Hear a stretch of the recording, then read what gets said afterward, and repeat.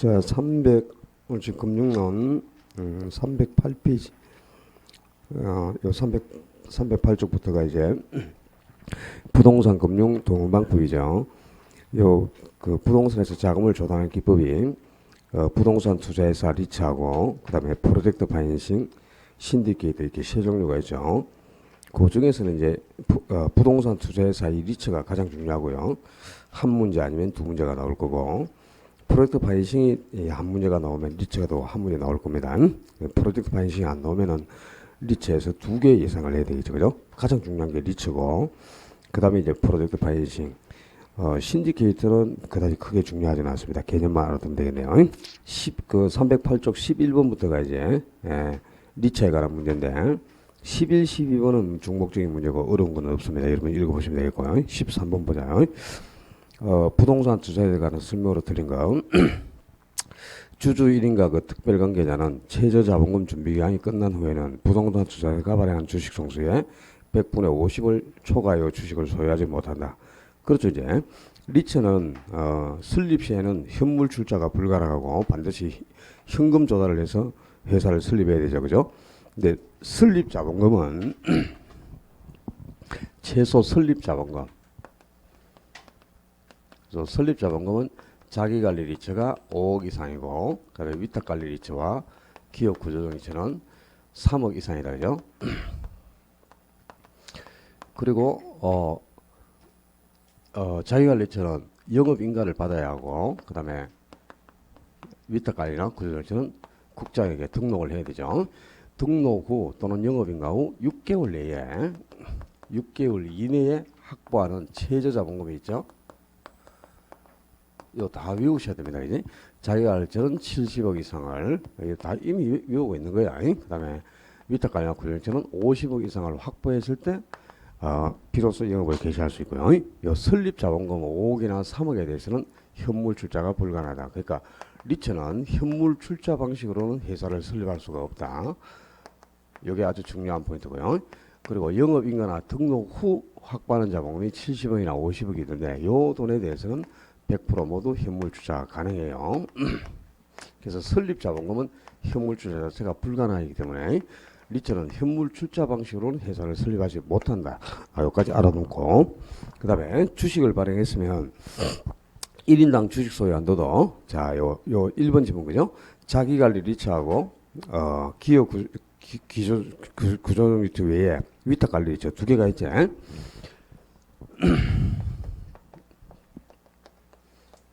전부 다 외워야 될 비율. 자기관리 리츠와 위탁관리 리츠는 1인당 몇 프로까지?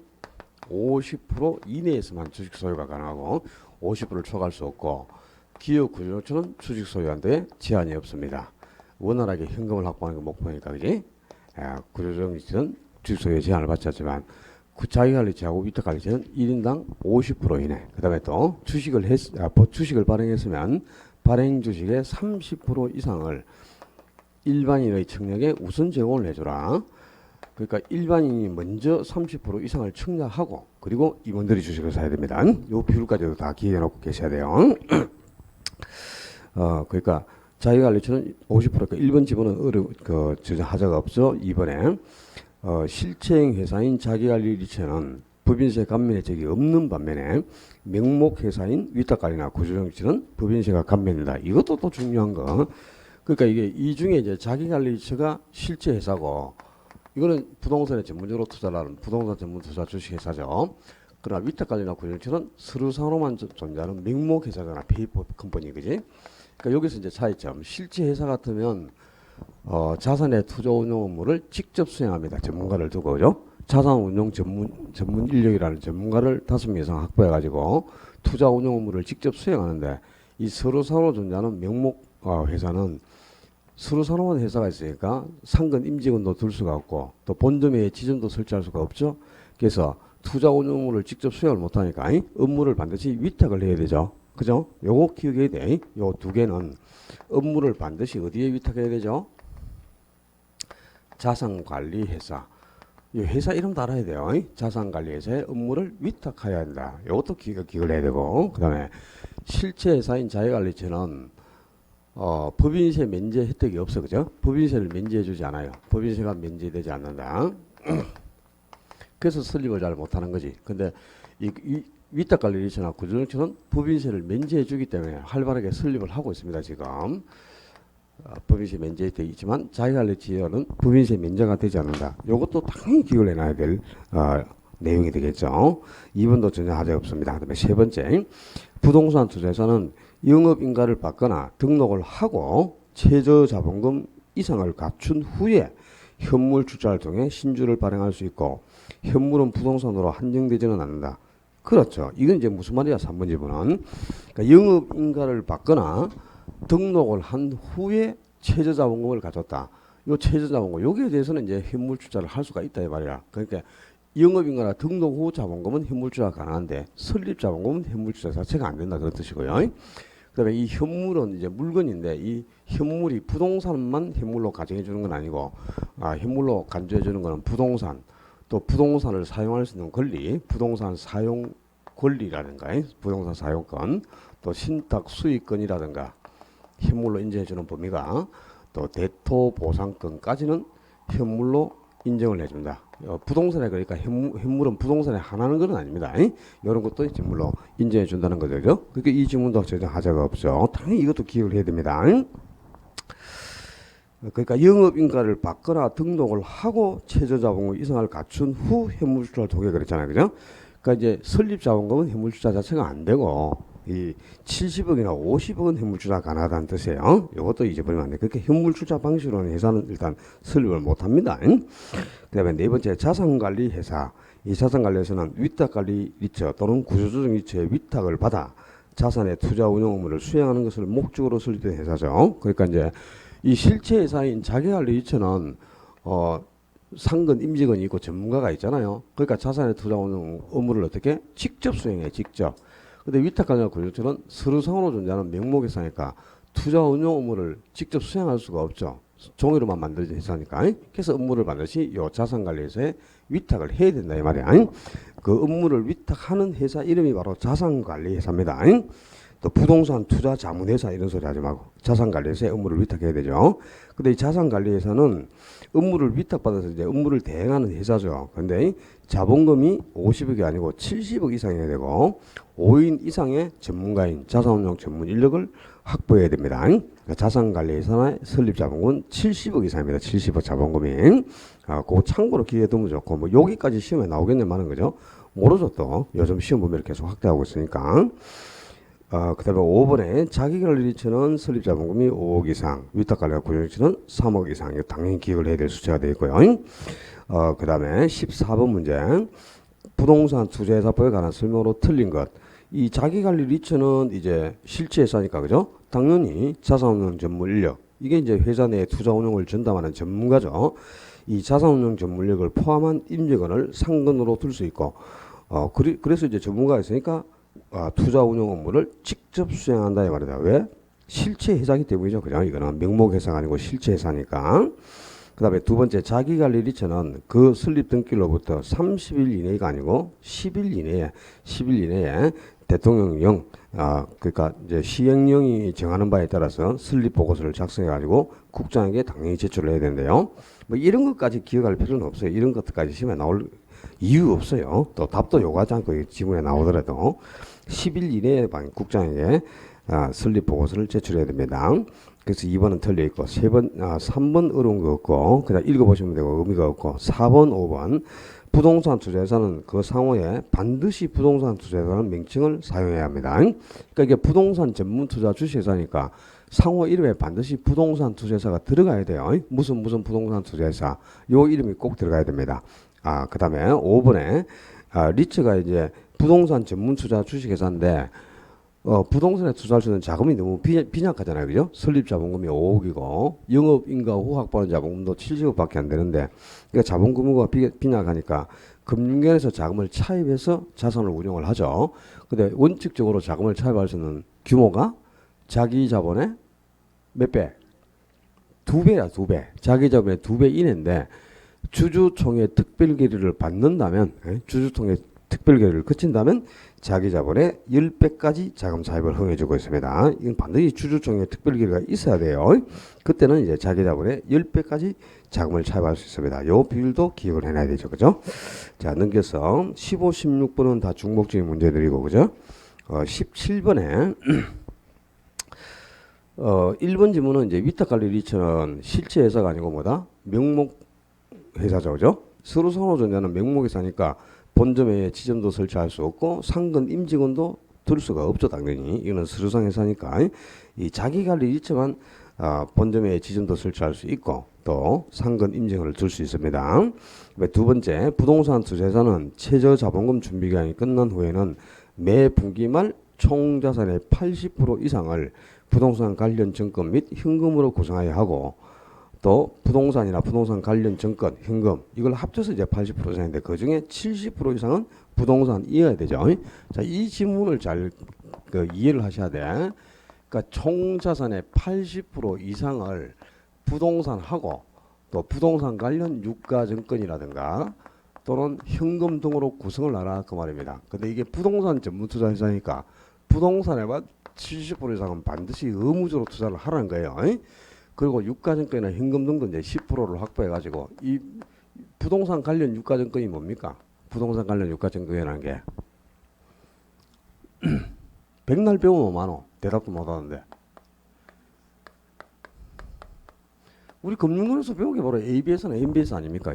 이게 부동산 관련 유가증권이지. 뭐 삼성전자에 투자를 하라 그런 게 아니고 부동산 관련 유가증권이 MBS나 ABS에도 한 10% 정도 투자를 하라는 거야. 그래서 이 유가증권하고 부동산을 합친 비율이 80% 이상은 돼야 된다 이 말입니다.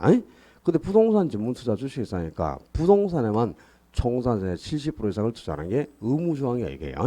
요 이제 요 두 개를 합친 비율이 80% 이상은 돼야 된다 그 말입니다.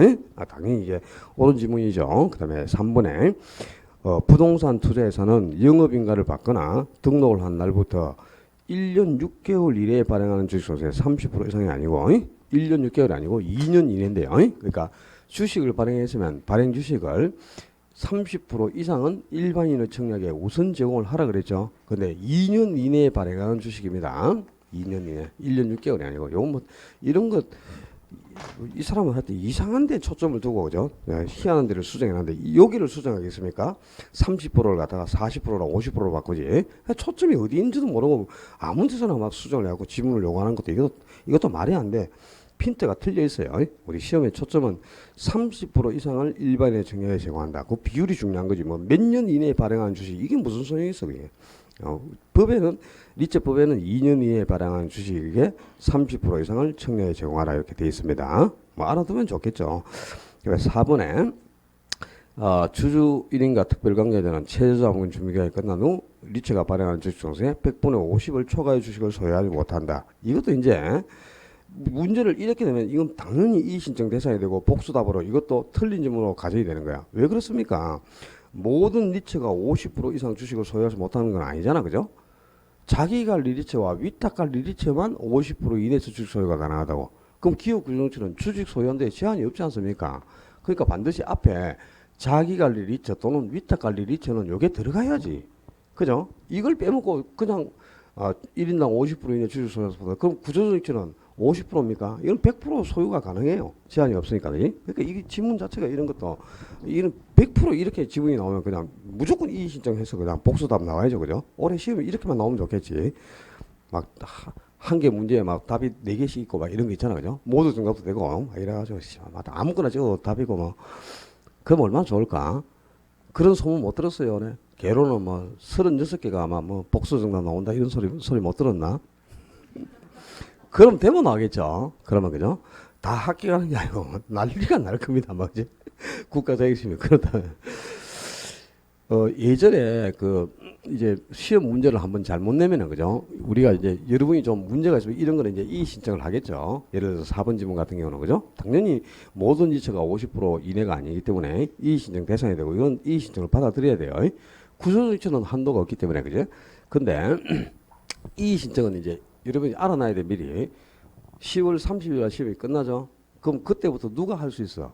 수험자만 할 수 있다. 수험자만. 언제까지? 중개사법에 안 나오나요? 공인중개사 그런 건 안 나오나? 7일 이래.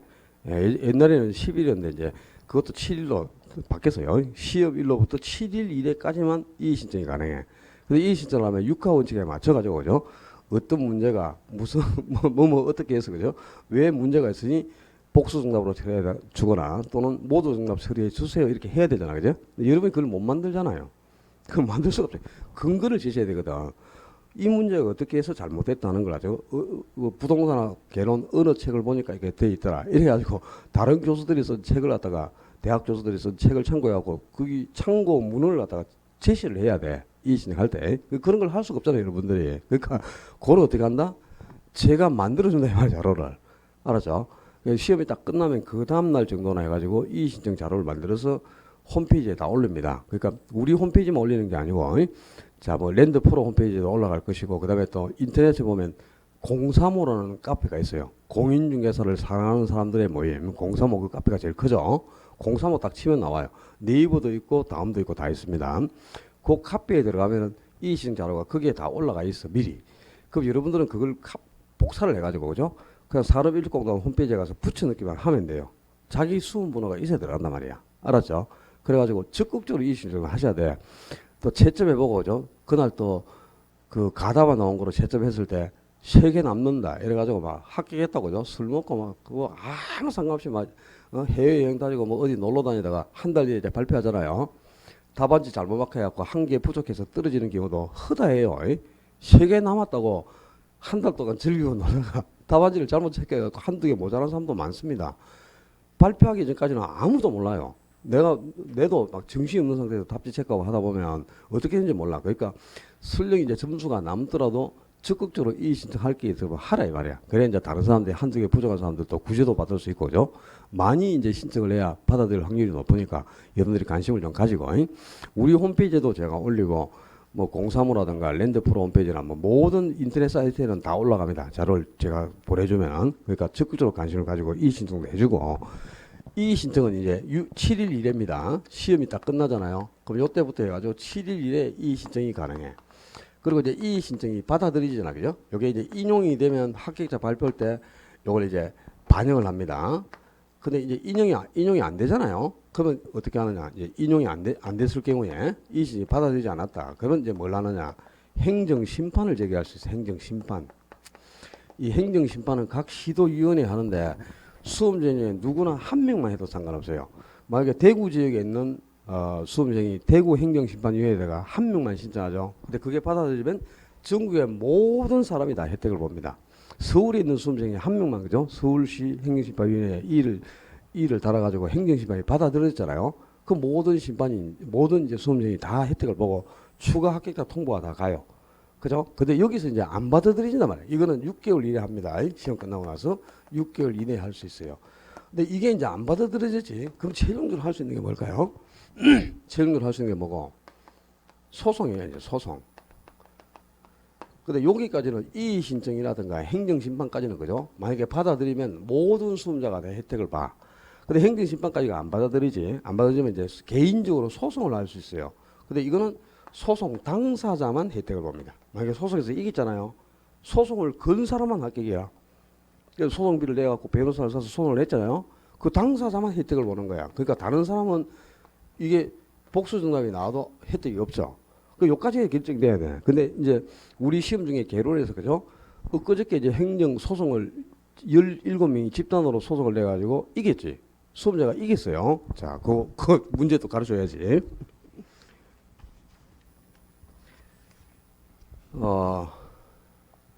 자, 91페이지 잠깐 가봅니다. 91쪽에.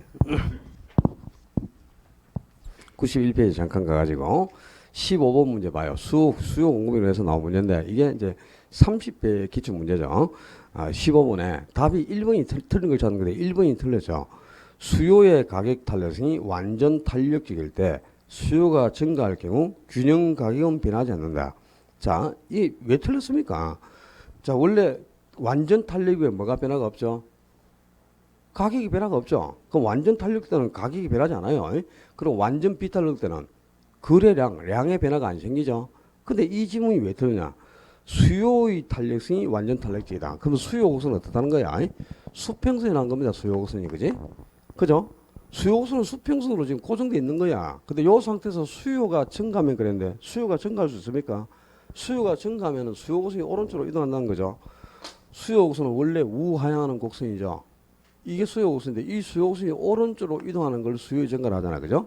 그렇죠. 근데 지금 현 상태는 수요곡선이 완전 탄력이니까 수요곡선은 수평선으로 고정되어 있다 이 말이야. 이 상태에서는 수요가 증가할 수가 없지.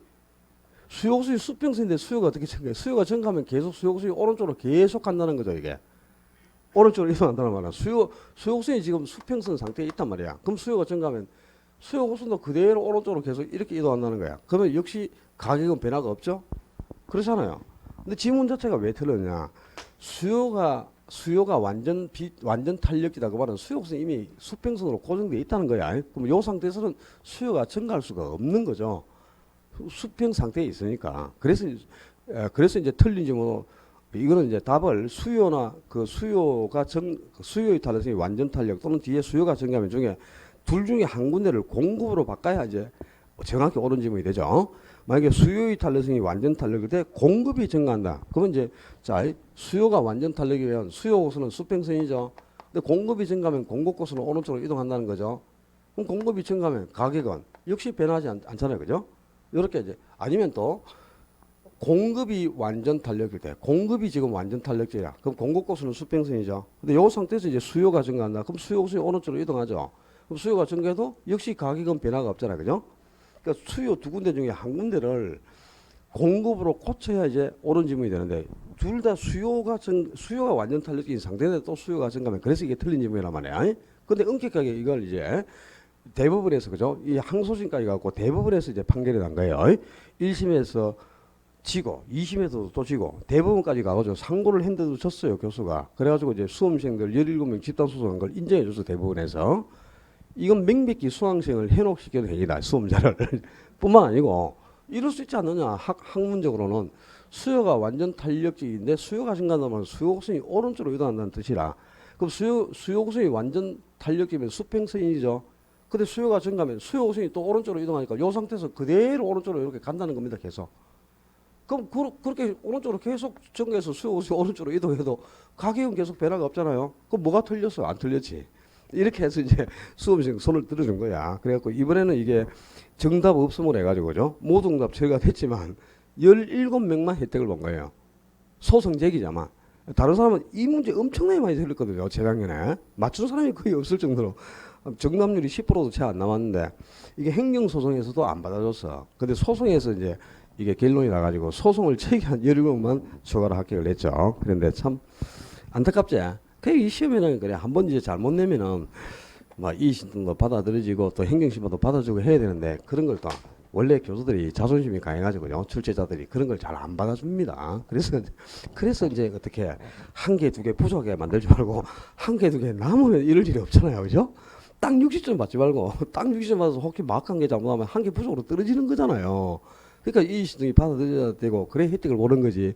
그리 안 만들게 그냥 한두 개 남을 정도로 공부를 하시라 이 말이야. 62.5초만 나오면 이런 걱정을 안 해야 되는데 맨날 57.5점이고 막 이래가지고 그죠? 참 나는 안 그럴 것 같죠. 좀 지나봐라. 그게 곧 내일 되고 막 그렇습니다. 괴롭다. 요 말이 나와가지고 드린 거고요. 그 91페이지에 30번 문제는 1번을 그냥 정답으로 이렇게 해놔요. 정답. 응? 그러니까 틀린 답은 없습니다. 30대 출제 문제는 그렇게 해놓고 자 311쪽 다시 가서 18번 문제 봅시다. 부동산 투자회사법상 위탁관리 부동산 투자회사에 관한 설명으로 틀린 것. 위탁관리 리처는 자기를 리처는 실제 회사지만 이 위탁관리 리처는 명목 회사죠. 그러니까 이거는 서류상으로 존재하는 페이퍼 컴퍼니잖아요. 그죠? 그 종이로만 만들어진 회사죠. 서류상 회사, 명목 회사입니다. 그걸 알면은 이제 이분이 틀렸다는 걸 알겠지. 자, 주주를 보호하기 위해 직원이 준수해야 할 내부 통제 기준을 제정하라. 아니, 이 위탁관리와 구조정치는 명목 회사이기 때문에 상근 임직원이 있어 없어요? 자기가 있지만 상근 임직원을 둘 수 있다 이 말이야. 위탁관리와 구조정치는 서류상으로 존재하는 회사인데 거기 상시 근무하는 직원이 어떻게 있습니까? 종이로 만들어진 회사예요. 그러니까 지점도 설치할 수가 없고 상근 임직원도 둘 수가 없죠. 그럼 직원이 있어야 직원이 준수할 통제 기준. 우리가 왜 기업체에 근무하면 사규라는 게 있죠. 회사 내에 직원이 그 준수해야 될 규정이 사규라는 게 있잖아요. 그죠? 회사에서 지켜야 할 규칙이 있잖아요. 그게 내부 통제 기준이죠. 그건 직원이 있는 경우에 제정을 하겠지. 근데 직원이 없다면 그런 건 제정할 필요가 없죠. 그러니까 이거는 자기관리처럼 내부 통제 기준을 제정해서 마련해 놓고 있어야 됩니다. 근데 위탁관리나 구성처는 이런 게 있을 이유 자체가 없죠. 서류상 회사니까. 그래서 2번이 틀렸고 1번에 위탁관리는 주주 1인당 주식 소유한도가 제한을 받죠. 몇 프로로? 50% 이내로 제한을 받죠. 그 다음에 또 3번에 자산의 투자 운용을 자산관리회사에 반드시 위탁을 해야 됩니다. 서류상 회사니까. 그죠? 자기관리 리처는 자산의 투자 운용 업무를 직접 수행해. 실체 회사니까. 근데 위탁관리와 구조조치는 명목회사이기 때문에 업무를 위탁을 해야 되죠. 그 다음에 4번에 주요 주주의 대리인은 미공개 자산운용 정보를 이용하여 부동산을 매매하거나 타인에게 이용하게 할 수 없다. 그렇죠. 이건 지극히 당연한 건데 이게 어떤 거냐. 요즘 이런 게 문제가 생겨가지고 매스컴에서 떠들썩한 게 LH 사건 아닙니까? 그죠? LH 내부에 근무하는 직원들이 거기 공개되지 않은 정보를 활용해가지고 뭐 장모명의라든가 처제명의로 땅 사가지고 투기하고 하는 거 봤잖아요. 그런 행위를 하지 마라 이 말이야. 그건 당연하겠죠. 그죠? 그 다음에 5번에 설립자본금. 이 자기관리처는 설립자본금이 5억 이상이지만 위탁관리나 구조조치는 3억 이상이죠. 그러니까 나머지 지문들은 다 하자가 없는 지문들입니다.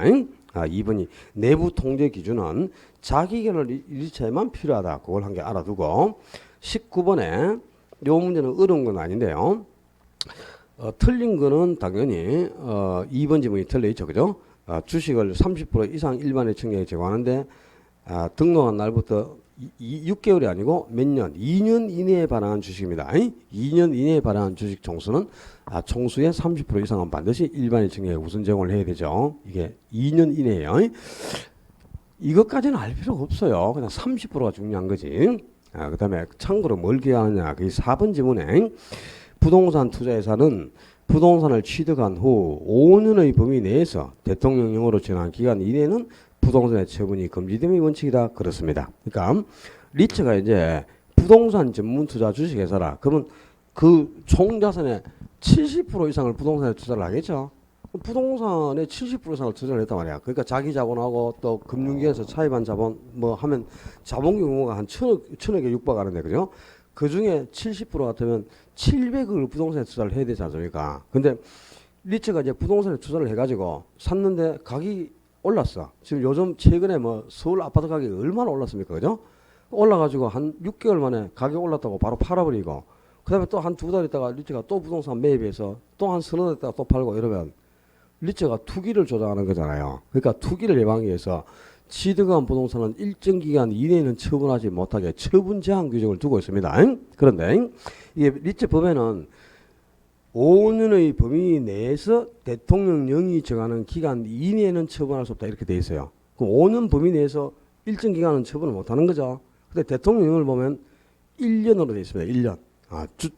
주택 또는 국내에 소유한 국내 그 국내에 있는 저 부동산은 1년 이내에 처분하지 못한다 이렇게 돼 있어요. 그러니까 여러분 그냥 이렇게 기억해.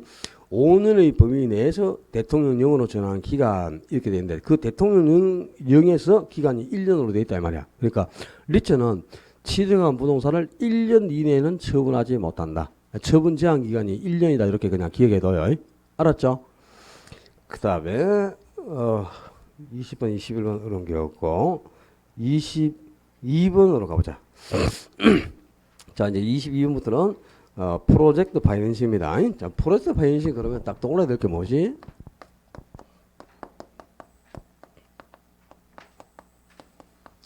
이거는 이제 소비자를 대상으로 자금을 조달하는 소비자 금융이 아니고, 그죠? 공급자 금융을 대표하는 상품인데, 이게 사업주가 누리는 장점이 있고, 그 다음에 금융기관이 또 누리는 장점이 있지. 사업주가 누리는 장점이 가장 큰 게 뭐냐? 이 프로젝트 파이낸싱은 해당 사업체 수익성을 담보로 하는 거죠. 그러니까 부동산을 담보로 제공하지 않는다. 부동산을 담보로 제공하지 않고 해당 사업의 수익성을 담보로 자금을 차입하는 아주 독특한 금융기법이죠. 그지? 그러니까 이제 부동산을 담보로 제공하지 않았기 때문에 이 사업주하고 금융기관 사이에는 채무관계가 성립을 하지 않단 말이야. 그래서 프로젝트가 실패한다 하더라도 사업 쪽에 가서는 사업주에게는 소를 구해서는 상한을 청구하지 못하잖아요. 그걸 뭐라 그래요? 비소구 금융 또는 제한 소구 금융이라 합니다. 비소구. 그러니까 사업주에게는 소를 구해서는 상한을 청구할 수 없는 비소구 금융권을 가진다. 그러니까 사업주가 상한에 대한 책임이 없죠. 그게 아주 중요한 특징 중에 하나고요. 그 다음에 또 사업주가 누리는 장점이 제일 큰 게 뭐냐.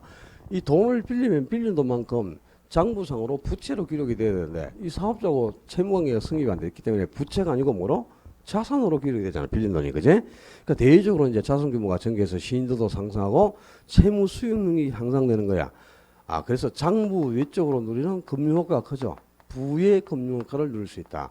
이게 이제 사업자가 되는 장점 중에 아주 큰 장점이죠.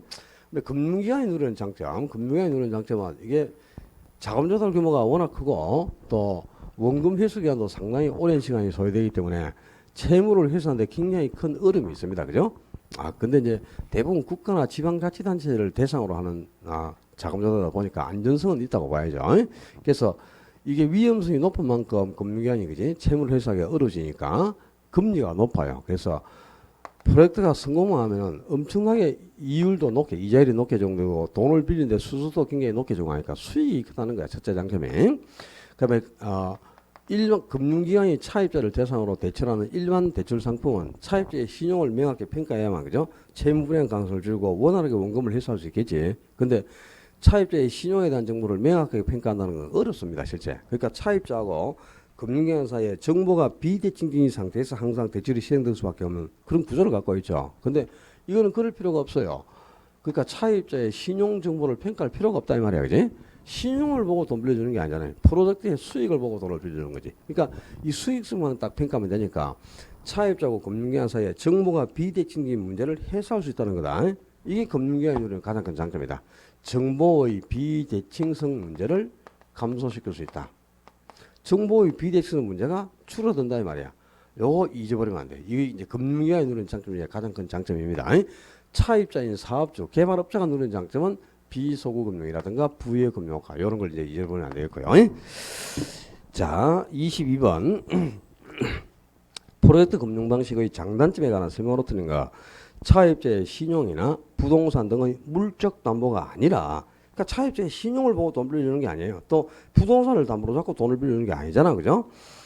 이런 게 아니고 프로젝트 자체의 자산과 현금 흐름, 예상 현금 흐름을 담보로 대규모 자금 조달이 가능한 선진적인 금융수단이죠. 그러니까 이제 그 프로젝트 자체의 자산이나 예상 현금 흐름 이 말이 프로젝트의 수익을 담보로 자금을 조달하는 거죠. 이게 아주 중요한 특징이고요. 그다음에 두 번째, 다양한 참여자 간의 프로젝트에 관한 정보를 공유함으로써 정보의 비대칭성을 완화시킬 수 있다. 금융기관이 누리는 장점 중에 가장 그거 정보의 비대칭성 문제를 줄일 수 있다는 겁니다. 그다음에 세 번째, 이해 당사자 간 계약 관계에 따라 절차가 복잡함으로 사업이 지연될 우려가 있고 또 이로 인해 추가적 비용이 발생할 수 있다. 그렇습니다. 이제 이해 당사자가 많죠. 이 금융기관이 엄청난 자금이 조달되는데 한 개의 금융기관은 참여할 수가 없어요. 그래서 복수의 여러 개의 금융기관이 차관단을 구성해서 공동으로 이제 자금을 전달해 줄 수밖에 없습니다. 그래서 여러 개의 단체가 참여하는 만큼 이제 이해관계가 복잡해질 수밖에 없죠. 그래서 사업 지연 우려는 있습니다. 그다음에 네 번째, 사업주의 파산이 프로젝트에 미치는 영향을 차단할 수 있으나 프로젝트의 도산이 사업주에게 미치는 영향을 배제할 수는 없다. 있어요. 그러니까 프로젝트가 도산한다 하더라도 사업주에게는 아무런 영향이 없어요. 왜? 채무관계 자체가 성립이 안 돼 있단 말이야. 사업주를 보고 돈을 빌리는 게 아니라 사업주하고 금융기관 사이에는 채무관계 자체가 성립이 안 돼 있어요. 그러니까 프로젝트가 도산해가지고 채무를 변제하지 않더라도 사업주한테 돈 내놓으라 못해요. 금융기관이. 그게 비소구 금융 아닙니까? 그지? 그래서 이 프로젝트의 도산이나 파산이 사업주의 대차 대조법이라든가 뭐 자산에 미치는 영향 아무것도 없습니다. 이런 게 4번이 틀렸죠. 그 다음에 사업주가 누리는 장점 중에 바로 5번에 채무 수익 능력이 향상되고 대외적인 신뢰도 증가해서 장부 유출로 누리는 효과가 커진다. 부의 금융 효과를 누릴 수 있는 아주 큰 장점을 갖고 있는 게 프로젝트 바이낸싱이죠. 그 다음에 프로젝트 바이낸싱은 일반 투자자로부터 자금을 조달받습니까? 아닙니까? 일반 투자자로부터 자금을 조달받는다. 그 말은 주식을 발행해서 투자자에게 팔아서 자금을 확보한다는 거죠. 그거는 뭐지? 리처라든가 신디케이트는 주식 발행을 통해서 자금을 확보하죠. 그럼 신디케이트나 리처는 일반 투자자로부터 자금을 조달받아. 그래야 돼. 투자에게 주식을 팔아가지고 자금을 조달받는 거죠. 근데 프로젝트 파이낸싱은 투자자로부터 자금을 조달받아. 그러면 안 돼요. 금융기관에게 대출을 받는 거란 말이야. 일반 투자에게 주식을 팔아서 자금을 확보하는 게 아니고 금융기관에게 대출을 받아서 개발 자금을 확보합니다. 근데 대출을 받으려면 부동산을 원래 담보로 제공해야 되잖아요. 근데 부동산이 아니고 해당 사업 자체의 수익성을 담보로 제공한다. 그게 차이점인 거지. 또 투자자로부터 자금을 조달한다. 그러면 안 돼. 이거는 금융기관에게 대출을 받는 상품입니다. 일반 투자에게 주식을 팔아서 자금을 조달하는 게 아니고. 아셨어요? 이해됐나? 무슨 말인지. 자, 넘겨서 뭐 쭉 풀어보면 됩니다. 어려운 문제들이 별로 없고. 27번. 이 재작년에 나온 문제죠. 예, 그냥 여러분은 이 27번 문제는 재작년에 나온 문제지만 크게 이게 다음에 시험에 반영될 확률은 낮다고 봐야 됩니다. 그러니까 이제 자산 유동화에 관한 법률에 나온 내용인데요. 프로젝트 파이낸싱 유동화하는 게 있어. 거기에 대한 설명을 이제 시험으로 낸 건데 원래 우리 시험은 자산 유동화에 관한 법률도 당연히 시험 범위에는 포함이 되지만 부동산 투자회사법, 리처 관련법이 가장 중요한 법이죠. 왜 리처가 중요하냐면, 그지? 리처는 그 부동산 투자 방식이 리처가 도입되기 전에는 직접 투자 방식밖에 없었거든. 근데 리처는 대표적인 간접 투자 방식이죠. 투자자가 직접 부동산에 투자하는 게 아니잖아요. 그죠? 리처가 발행한 주식만 딱 사두면 투자는 전문가가 대신해주고 수익은 투자에게 되돌려주지 않습니까? 그러니까 전문가를 위해서 부동산의 간접 투자는 대표적인 간접 투자 방식이지. 그래서 리처 그러면 주식 발행을 통해서 자금을 조달한다. 그러니까 지분금융이죠. 그리고 직접 투자가 아니고 간접 투자 방식을 대표하는 상품입니다. 그러니까 지분형 간접 투자에게 딱 놀라야 되겠죠. 그죠? 근데 그 리처가 중요하다 보니까 리처에 관계된 이 부동산 투자회사법 요 법을 가지고 이제 시험을 내는 거예요. 그러니까 부동산 투자회사법에 수록되어 있는 이런 내용 있잖아. 그죠? 리처에 관한 내용. 요게 이제 시험법인데 우리 그 유동화를 통해서 만들어진 상품이 대표적으로 MBS라는 게 있고 또 ABS가 있잖아요. 그지? 그럼 MBS를 발행하는 근거가 되는 법이 뭡니까?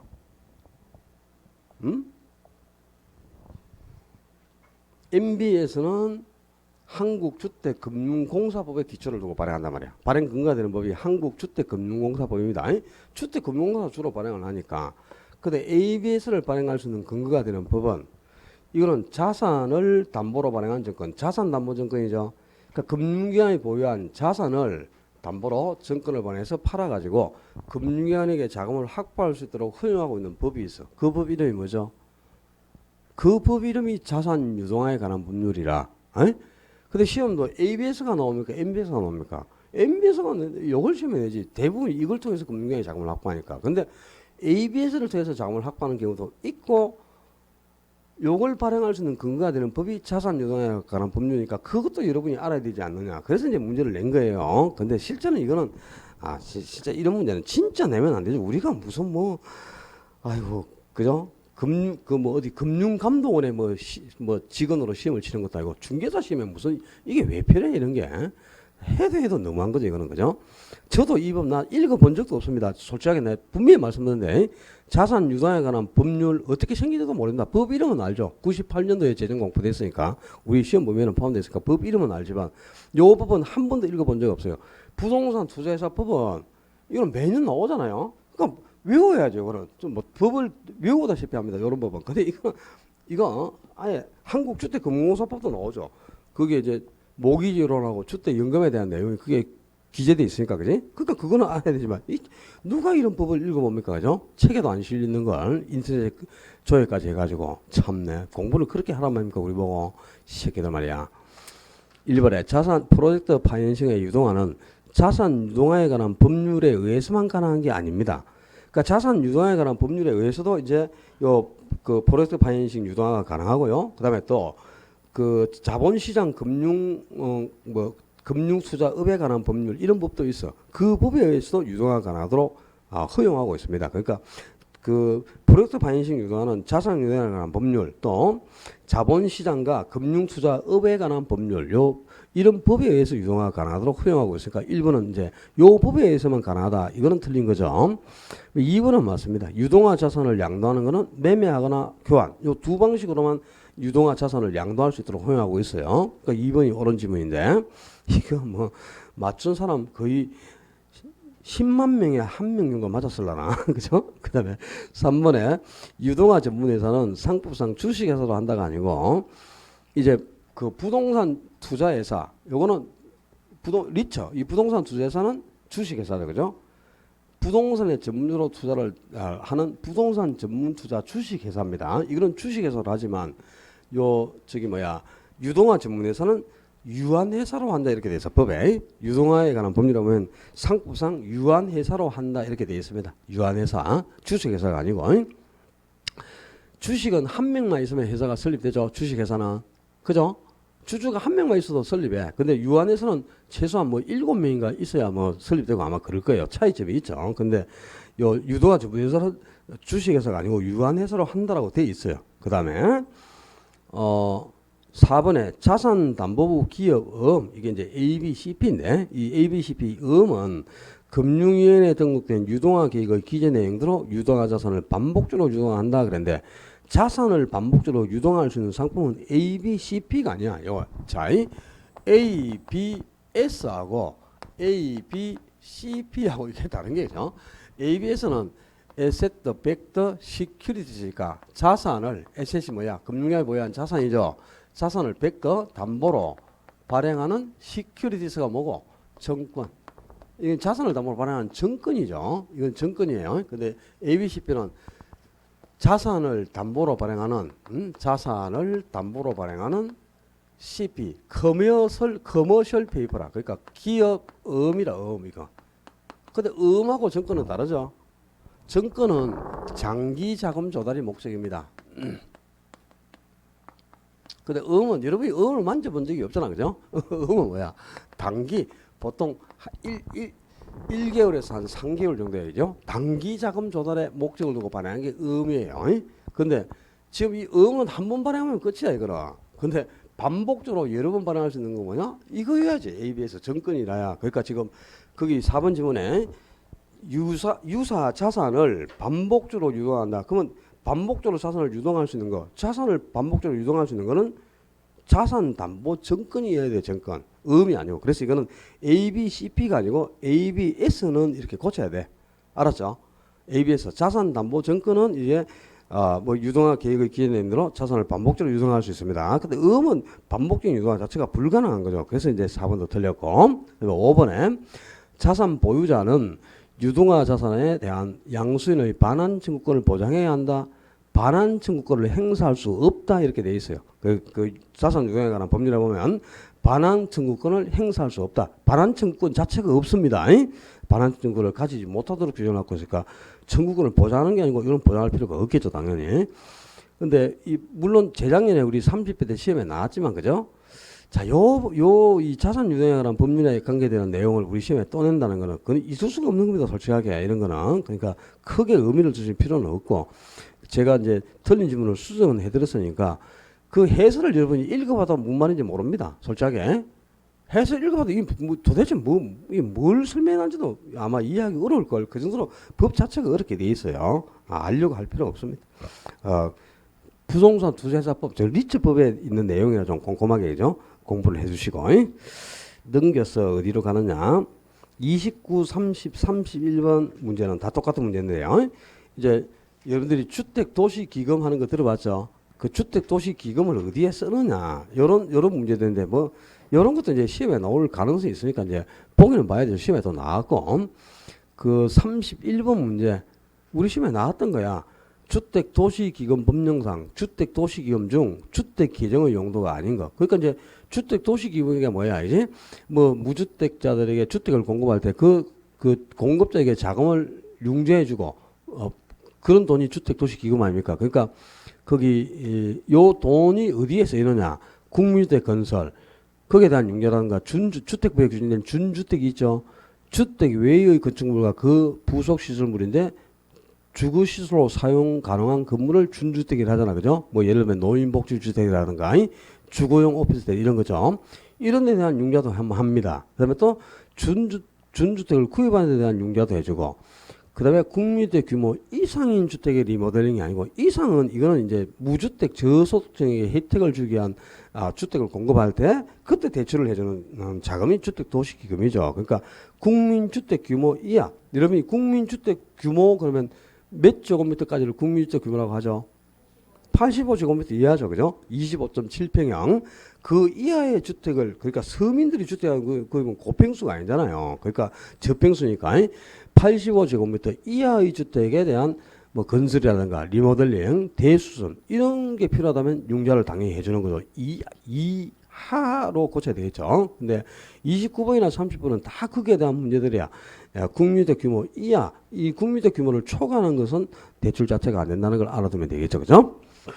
그 다음에 이제 32번부터가 이 한국주택금융공사에서 운영하는 대출 상품이 두 개가 있죠. 모기지론, 즉 보금자리론하고 또 주택연금, 노년층을 대상으로 한 주택연금 두 가지가 있는데, 보금자리론보다는 주택연금에서 이제 한 개 정도 예상을 또 해봐야 돼요. 작년에도 나왔고, 그죠? 주택연금은 원래 주택을 담보로 제공하고 생존기간 동안에, 그러니까 노년층이죠. 만 55세 이상 되는 노년층이라 만 55세를 노년이라 하면 됩니까? 그죠? 피가 펄펄 끓는데 지금 노년하면 되나? 그러니까 좀 그것도 고령자라고 하기도 뭐 하고요. 고령도 아니잖아. 지금 만 55세인데 안 그래, 그죠? 나는 지금 장가가라도 가겠어요. 고령이라 하면 됩니까? 고령이라면 열받지, 그죠? 청춘 아닙니까 지금, 그죠? 근데 이게 처음에 나올 때는 만 65세 이상이었거든요. 이 주택연금제도가 처음 나올 때는. 근데 그게 이제 작년까지는 또 만 60세였죠. 그리고 작년 이후부터 이제 만 55세로 또 낮춰졌죠. 그만큼 이제 빨리 요즘은 정년이 짧아졌잖아요. 정년이 짧아지고, 그리고 조기 은퇴를 한다는 거지. 그러다 보니까 이제 생활 자금이 없으니까, 그죠? 은퇴자들의 생활 자금을 지원해 줄 목적으로 이제 나온 상품인데, 부부 중에 한 분만 만 55세 이상이면 되죠. 만 55세 이상으로서, 그죠? 뭘 담보로? 주택을 담보로 제공하고, 자녀 생애기간 동안에 생활비를 매달 수령하는 거죠. 그리고 수령해서 받다가 이제 부부가 모두 사망하는 시점에서 대출이 종료되고, 그죠? 그리고 그 시점에서 금융기관이 담보주택에 대한 소유권을 취득하죠. 소유권을 취득해서 그 시점에서 담보주택을 매각해. 그렇게 해서 주택 처분 가격에서 그동안에 대출해준 연금 금액을 다 회수해 오는 거잖아. 그죠? 요게 이제 특징인데, 뭐, 어려운 거는 별로 없어요. 거기, 업무시설 같은 경우는 주택이 아니죠. 주택이 아니고 이거는 상업용, 업무용이잖아. 그지? 그러니까 영업용이니까 당연히 오피스텔은 대출 대상이 원래 아니에요. 근데 주거용으로 신고된 주거용 오피스텔은 주택으로 인정해 줍니다. 그래서 거기까지는 이제 대출 대상이 되는데, 자, 33번에 주택연금에 대한 설명으로 틀린 거, 거기는 1, 2번 지문을 한 개 봐봐. 1번에 연금가입자는 주택연금의 전액 또는 일부 정산 시 중도상환 수수료를 부담한다? 아닙니다. 그러니까 이제 1번이 바로 틀렸죠. 자, 이 모기지 이론하고, 그죠? 가장 중요한 특징 두 가지가 이게 알아둬야 될 게, 모기지 이론은 금리 적용 방식이 뭐죠? 고정금리를 좋아한다는 게 아주 중요한 특징. 근데 주택연금은 변동금리를 좋아하는 겁니다. 이 금리 적용 방식이 첫째 달라요. 요거 이제 바뀌면 안 돼. 그 다음에 모기지로는 3년 이내 상환 시에는 위약 수수료를 부과한단 말이야. 그러니까 수수료를 부담하고 상환을 해야 돼. 조기 상환을 할 때는, 그죠? 이게 금리 적용 방식이 고정금리니까 인플레가 발생하면은 화폐가치가 하락한 만큼 손실이 있어야 금리를 인상을 못 하잖아요. 그렇기 때문에 금융기관도 어느 정도까지는 이자를 받을 기회를 제공해 줘야 된단 말이야. 그래서 3년 정도까지는 조기상환을 못하게, 조기상환을 할 수는 있지만 하면 이제 수수료를 부담하고 조기상환을 하는 겁니다. 근데 주택연금은 언제든지 이게 조기상환이 가능해요. 언제든지 조기상환이 가능합니다. 그리고 또 위약 수수료를 부담하지 않는다. 수수료 부과 없이, 그지? 수수료 부담하지 않고 그냥 한 달 연금 받고 그 다음 달에 바로 그냥 해지해도 돼. 이게 이제 특징이죠. 그러니까 수수료 없어요. 중도상환 수수료가. 이게 중요한 특징. 기억해 둬야 되겠지. 그 다음에 두 번째, 9억을 초과하는 2주택자는 2주택자도 당연히 연금 지급이 가능합니다. 근데 그 두 개 중에 한 채를 3년 이내에 반드시 처분해야 되죠. 그러니까 3년 이내에 1댁을 매각해서 연금 가입이 가능하다 이 말이야. 그 다음에 이제 주택이 그 2주택 아니라 3주택자도 가능하죠. 3주택도 가능하고 뭐 5개 갖고 있어도 가능해요. 다만 주택을 여러 채를 보유하고 있는 다주택자는 합산 가격이 9억 이하야 됩니다. 9억까지만. 1주택자라도 9억을 초과하면 안 되죠. 9억을 초과하면 안 되는데 9억을 초과하는 경우에 2주택자. 주택이 한 채라도 9억을 초과하잖아요. 그건 안 되지. 한 채인데 9억 초과해버리면 연금 지급 대상이 아니야. 근데 두 채인데 9억을 초과하잖아요. 한 채가 3억이고 한 채가 8억이다. 11억 아닙니까? 그러면 3억짜리를 처분해버리면 9억 이내가 되죠. 3년에만 한 채 처분하면 돼. 그러면 이제 9억을 초과하는 2주택자라도 연금 가입은 가능하다 이 말입니다. 오케이? 그러면 다주택자도 합산가격이 9억까지는 얼마든지 연금 가입이 가능합니다. 자, 34번 한국주택금융공사에서 고른게 노tional 질문에 주택연금에 관한 설문으로 틀린 거. 가입 요건은 주택 소유자나 배우자가 만 55세 이상. 나 그랬으니까 이거는 또는이죠. 소유자 또는 배우자. 그러니까 둘 중에 한 명만 만 55세 이상이면 얼마든지 가입이 가능하고 그죠. 다주택자도 공시가격 등의 합산가격이 9억 이하라면 얼마든지 가입이 가능하다 그랬어요. 그다음에 부부 모두가 사망하거나 매각 또는 양도로 소유권이 이전되거나 화재 등으로 소유권이 상실된 경우는 연금 지급 정지 사유가 되죠. 왜냐하면 주택을 담보로 제공하고 생존 기간 동안에 연금을 수령하는 건데, 그지? 소유권을 상실해버렸다. 그럼 담보주택이 없는 것 아닙니까? 그러니까 당연히 연금 지급이 정지되겠죠.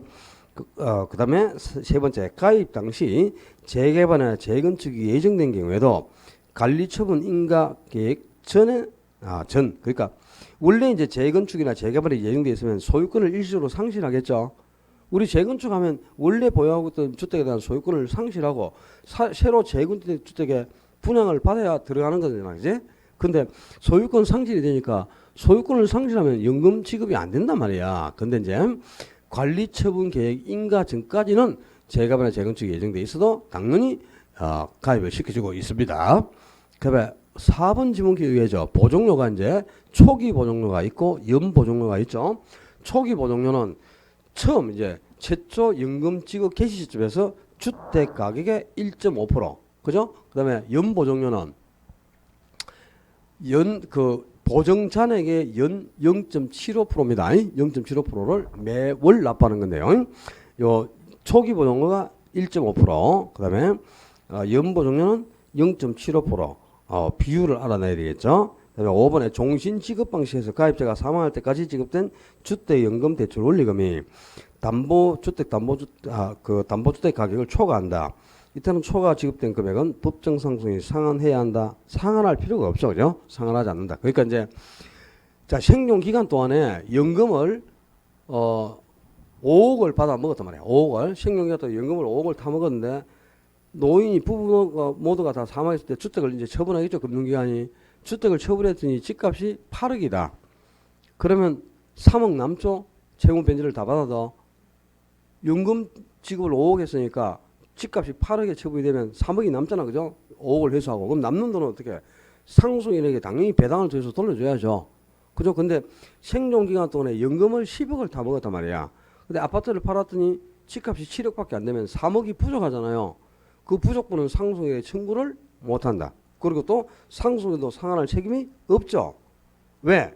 이 부족분은 한국주택금융공사에서 지급보장을 하고 있기 때문에 당연히 상속인의 청구도 할 수가 없고 상속인이 책임질 필요도 없다 이 말입니다.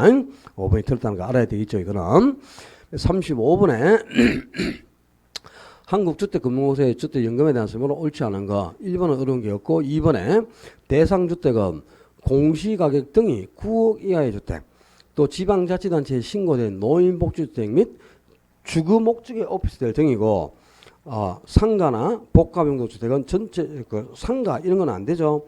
그리고 또 복합용도주택은 전체 면적 중 주택이 차지하는 면적이 2분의 1 이상이라면 가입이 가능하죠. 그죠? 그러니까 상가주택 이런 거는 당연히 주택 면적이 2분의 1 이상이 반 이상이 돼야죠. 원래 주택연금도 이제 영목이론이니까 주택의 저당권을 설치하고 자금을 융통해 주는 거란 말이야. 그러니까 담보대상은 원래 주택이어야 되죠.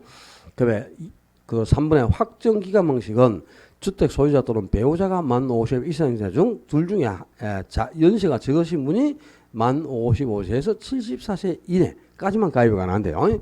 요 이제 확정기간 방식은 차입자가 선택하는 일정 기간 동안만 연금을 지급하는 거죠. 그죠? 근데 10년, 15년, 20년, 25년, 30년 요 중에 이제 한 개를 선택하는 거야. 그게 이제 확정기간 방식이죠. 근데 두 분 중에 연소자, 나이가 적은 연소자가 만 55세에서 74세 이내야 되는데, 그럼 자, 지금 할아버지가 할머니는 지금 그죠? 88세예요. 만 88세. 근데 할아버지가 74세다. 이럴 수가 있겠죠. 할머니가 신의 은총을 입으면 이럴 수가 있잖아요. 그죠? 근데 이제 연소자가 지금 74세니까 선택이 가능하죠. 그죠? 근데 선택이 가능한데 만약에 30년을 선택한다. 그러면 연세에 적으신 분이 104세까지, 요 어르신은 118세까지 살아보겠다. 이런 뜻이죠. 이 불가능하겠죠. 그죠? 이럴 수가 없어. 그러니까 둘 중에 이제 연소자가 74세 이내까지 들어와야 되죠. 근데 요걸 선택했을 때 만기 연령이 89세를 초과해서는 안 돼요. 89세를 초과하지 않는 한도 내에서 요 기간을 선택하는 거야. 근데 15년 선택하면 연소자가 74세한테는 89세죠. 그럼 15년까지는 선택이 가능하단 말이야. 근데 20년 선택 못 하겠지. 20년 선택하면 94세가 되잖아. 그죠? 89세를 초과해버리죠. 그럼 요거는 선택을 못 하는 겁니다. 20년이나 25년 이런 거는. 그러니까 둘 중에 이제 연소자가 89세를 넘지 않은 선에서 요 중에 한 개를 선택하는 게 이제 확정기간 방식이죠. 그 다음에 거기 5번 지문에 확정기간 방식을 선택하는 경우 반드시 대출한도의 10%에 해당하는 금액을 인출한도로 설정해야 하는 게 아니고요. 5%입니다. 5%. 그러니까 원래 이제 연금 지급 형태가 두 가지가 있죠. 연금 지급 방식이 종신 지급 방식이 있고요. 연금을 지급하는 형태는 왜 종신 혼합 방식이 있어.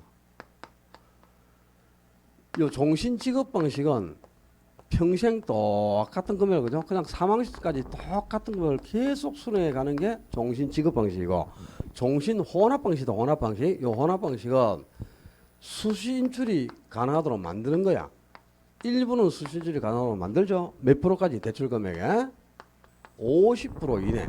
대출 금액의 50% 이내는 수시로 찾아서 쓰도록 만들고, 나머지 금액을 매달 이렇게 연금 형태로 사망 시까지 수령하는 게 종신 혼합 방식입니다. 그런데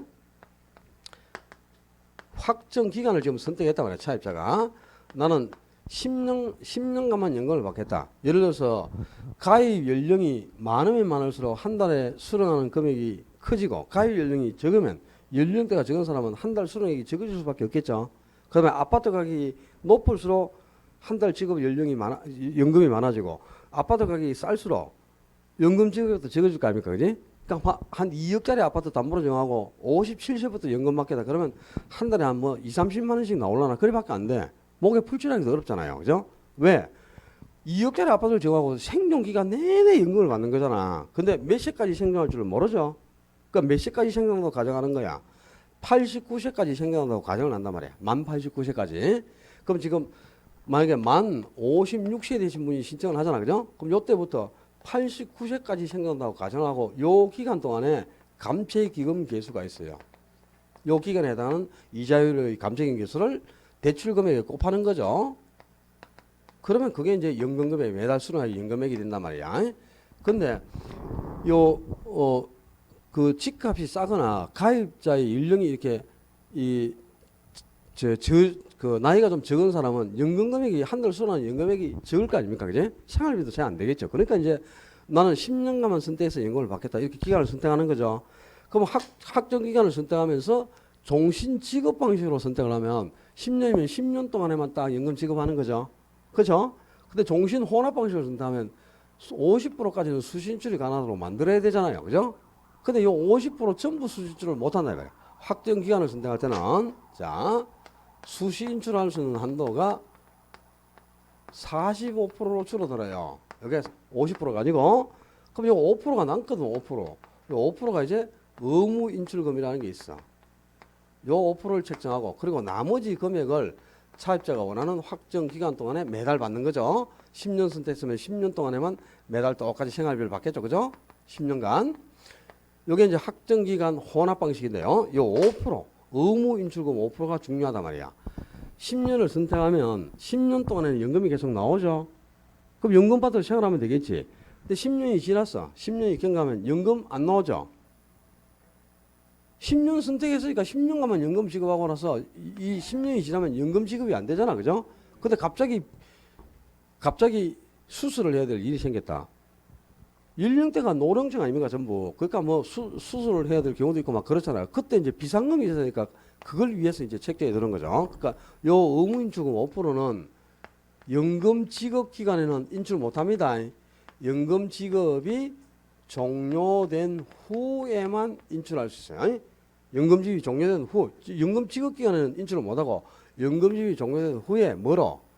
의료비라든가 병원비, 그다음에 자녀 교육비라든가 주택 수선비 요 명목으로만 인출해 쓸 수 있어요.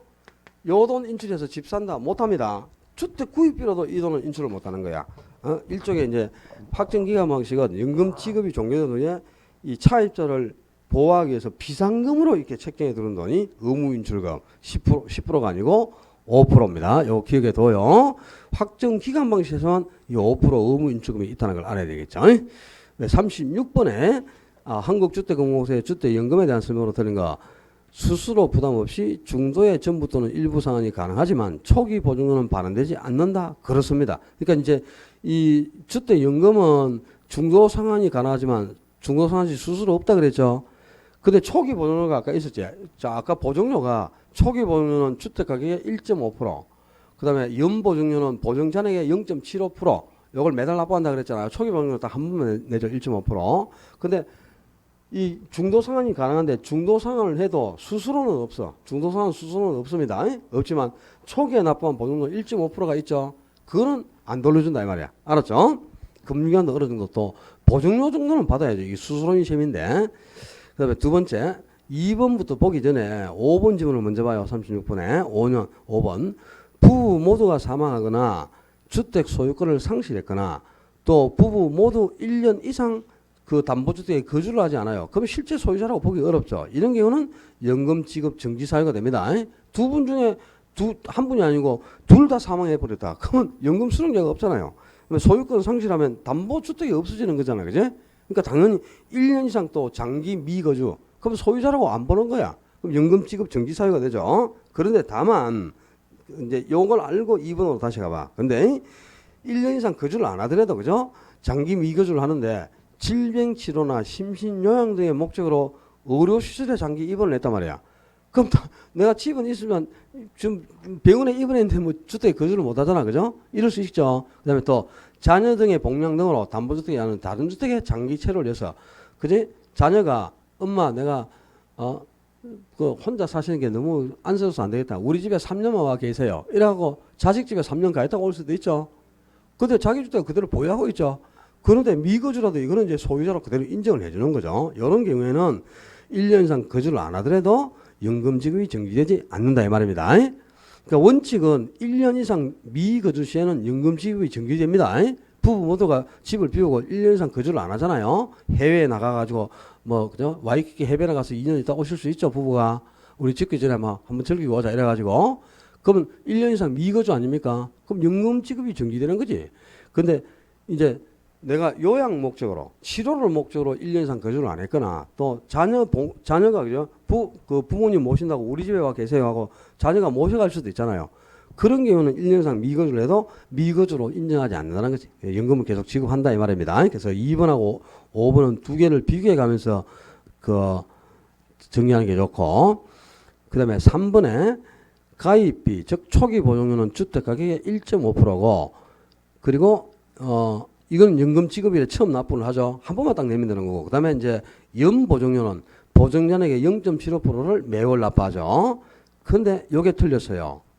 거기 1.5%, 0.75%가 틀린 게 아니고 가로를 봐요. 가로를 보면 대출 상환 방식이라는 게 있어. 이 대출 상환 방식은 초기 보증료도 1%고요. 수수료가. 그 다음에 연 보증료도 1%입니다. 1.2%가 아니고. 그래서 가로 안에 있는 게 틀렸는데, 그죠? 자, 하여튼 이 사람은 희한한데 답을 많이 요구하는데, 이런 거 몰라도 됩니다. 그냥 1.5, 0.5, 큰 걸 알아라. 1.5하고 0.75. 뭐 대출 상환 방식이 뭐 1%. 우리가 아직 대출 담당자입니까? 금융기관에. 미친. 하여튼. 아무리 뭐 해도 그죠. 이런 것들까지 수정해갖고 우리 시험이 답을 요구할 정도까지는 아닙니다. 이런 거는 그러니까 답은 일단 대출 상환 방식은 그냥 1%란 걸 알아두면 좋겠지. 근데 보증료 자체는 알아야지. 초기 보증료는 최초 연금 개시 시점에서 주택 가격의 1.5%, 연 보증료는 보증 전액의 0.75%인데 연 보증료는 매월 납부해. 매월. 근데 초기 보증료는 처음 개시 시점에 한 번만 납부하는 겁니다. 1.5%. 1.5하고 0.75를 기억하셔야 되겠지. 그 다음에 적용금리는 상계월 CD금리 또는 신규 취급의 코픽스 금리에 가상금리를 합산한 변동금리. 그러니까 이제 원래 코픽스 연동금리나 CD 연동금리는 금리 방식이 고정금리가 아니고 변동금리라는 거죠. 그죠? CD 연동이 말하는 석 달 단위로 CD에 의해서 금리가 변한다. 코픽스 연동은 6개월이나 12개월 단위로 코픽스에 연동해서 금리가 변한다 이 말이거든. 그러니까 변동금리가 되는 거죠. 그죠? 코픽스 또는 CD 연동, 변동금리를 정하고 있는 게 특징입니다. 주택 연금에서 작년에도 물론 나왔지만 올해도 연금에서는 한 개 정도는 예상을 해 보셔야 되겠고 37번에 요거는 이제 보금자리론, 모기지론에 대한 문제죠. 모기지론은 만 19세 이상의 무주택자나 또는 1주택 소유자가 주택을 구입할 때 주택 구입 자금을 대출받는 상품이 바로 모기지론, 보금자리론이죠. 근데